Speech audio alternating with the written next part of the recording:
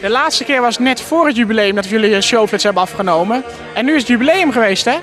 Ja, dat klopt. Die hebben wij in juli gehouden. Het was zeer warm.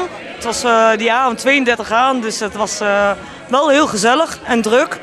We hebben een fantastische avond gehad. Nou, sowieso de nieuwe DVD natuurlijk gepresenteerd. 12,5 jaar het IJsselduo. Er staan 25 videoclips op. Wat oude clips van andere DVD's en 13 nieuwe. Dus die echt nergens op stonden. En ik moet zeggen, de reacties zijn goed. Ja, er komt sowieso een verrassing aan, maar dat willen we eigenlijk nu nog niet kwijt. We moeten eerst nog wat gesprekken voeren voordat we dat verder naar buiten brengen. Maar dat het bij het IJsselduo wat gaat veranderen, dat staat wel vast. Kortom, het is in ieder geval druk rondom het IJsselduo. De komende maanden zal het zeer druk worden voor ons, maar het is voor ons een uitdaging, dus het zal ook wel heel mooi worden. Wat vinden jullie van het initiatief Buma NL met de awardshow erachteraan?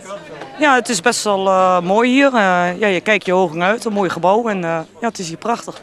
Nou, het is natuurlijk heel belangrijk voor het Nederlandse lied ook. En op het moment dat je hier loopt zie je natuurlijk heel veel collega's en je komt iedereen weer tegen. Je praat eens even met die, je praat eens even met die, dus dat is altijd goed.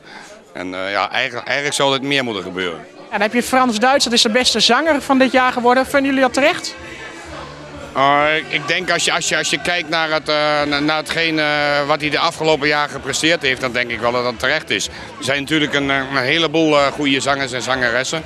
Maar Frans-Duits is natuurlijk met name dit jaar behoorlijk in de picture geweest. Dus ja, ik vind het wel terecht. Ook voor Hoevelaken vind ik het terecht.